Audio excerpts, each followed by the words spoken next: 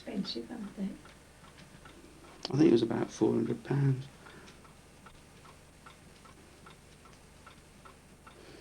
What's the first Christmas you can remember then? The first Christmas I can remember. Or when I was very small.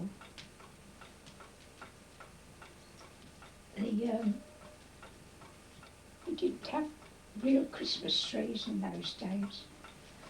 We had hoofs trimmed with paper,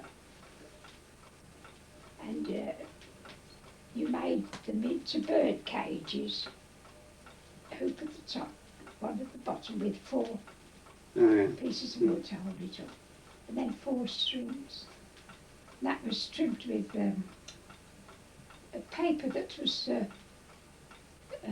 folded over, a strip about that wide, folded over, and then you cut it all along the bottom.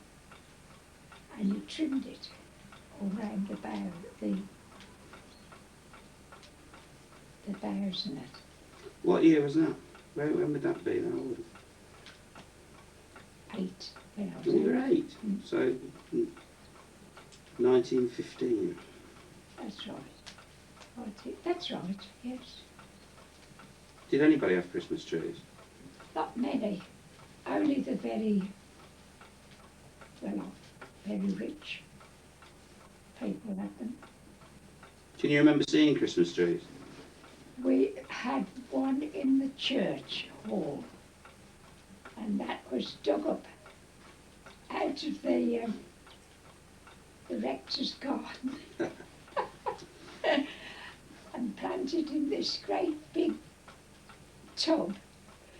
Somebody had lent them the tub that they did the washing in, and they lent that to them, filled it with soil, and all the children helped, and they had to stamp their feet round to hold it because it was such a tall tree. But I think in the end the vicar had to get a piece of very thin wire or string it was, and put it at the top of the tree.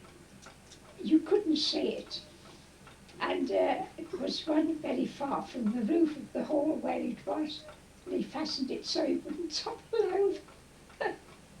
Which church was that then? St Stephen's. It isn't there now, they say. It's gone. In Birmingham? Smethwick. Where Cambridge Road come like that. Oxford Road cut across the middle. And it was just on that corner St Stephen's Church was. And I had some lovely times there.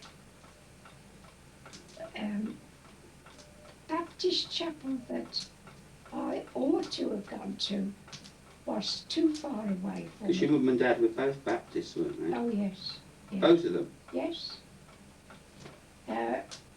It was so far away I couldn't go there. So my mother let us go to St Stephen's Church, and it fascinated me when one Sunday in every month the whole of the children in that belonged to the church, you know, were allowed to go into the church service and see all the choir boys in their pews, and one of the choir boys carrying the cross. So they sort of come down from the altar, walk down and round and back again to the altar, and another one was swinging the incense. Oh, it's quite a high church, was it? Oh yes, Father Matthews and Father Romsley. Father Matthews was a very old gentleman, but everybody loved him. He was really nice. And Father Romsley was of a younger type. When it became known that they were calling up all all the young men of his age. He went and retired into a monastery. Wouldn't go to fight. What did people think of that? I thought it was very bad, very bad. Did they? Oh yes. It wasn't like for a long time after that. Well, he wasn't there, so he just vanished. But those church services were really fascinating to me. And I think I've only ever been into one since. That did that kind of service. Yeah. Did you get involved then in the church? No, as soon as I was old enough, I left there and went to the Baptist church in Regent Street, which is quite a long way to walk. Why did you go to the Baptist church? Well, because my mother, she wanted me to go and see what, it was of a religion. She liked the Baptist church herself, and I wanted to go as well because I knew my mother and father had been there. But you missed all the ceremony, didn't you? Well, you did, but I made lots of friends there. And where was that Baptist church then? in Regent Street, Smethwick. Mm. But Was it a big congregation? well, it was full every Sunday, and the children that went to the children's services, every Sunday morning, it was from about, as far as I can remember, 9:30 till 10:30 for children, but that was held in a hall where they all assembled, and then you went off into smaller groups. Mm. And there was a teacher there teaching you different things from the Bible, and it was really fascinating. But that place was, I've never come across a building like that before, because from the hall where we assembled and the service was opened, you would think that would be it. You went through a side door that went out of the hall, through a passage, up some stairs, and there was loads of small rooms where each little class went into, Yeah. and you had your own leader in each one. And it was It's a really, huge organisation, wasn't it? oh, it was.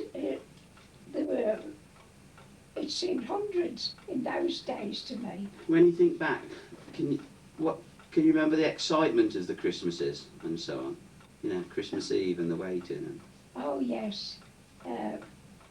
when you were very small. And I used to think, well, where's my mother hid? Because the children, one girl at school said, there isn't a Father Christmas.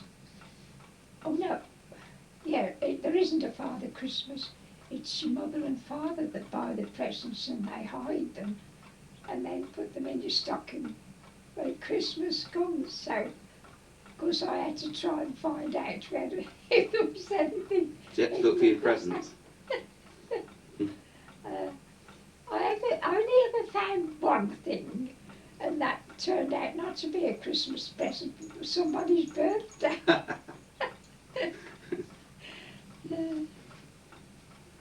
But we always had a penny at the bottom of your stocking, a few nuts, and one orange, and then perhaps 3 more little presents. But you didn't have any, well, there wasn't, you couldn't afford to buy anything else. Sometimes my aunts sent things for us.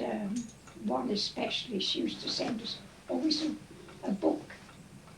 Did she? Was A she picture. well off then? Well, they were a lot better off than we were. And another one would send one auntie, she ran a lovely cake shop, and she used to send a message to my mother to say, to send me to the shop. Mm. It was quite a long way off. It was in Langley, called. And if I went, she would give me a Christmas cake. But when I got there, there was always a great big bag, that tall, that wide, brown paper bag. And it was full from top to bottom with all, and there was always fancy cakes. The biggest pork pie you've ever seen. I always remember those because they were beautiful. And a plum pudding and biscuits in packets. But always at the top there was the cake. And when I used to touch the bottom, I could feel the sides of the pork pie. I used to think, oh, how lovely that would be. Did what are the traditions? Did it all start Christmas Eve? What did you do? Did you do anything special Christmas Eve? Sometimes, well, we went out carol singing. I went with several of the girls, like neighbours' children. We went carol singing to different places. Where was the best place?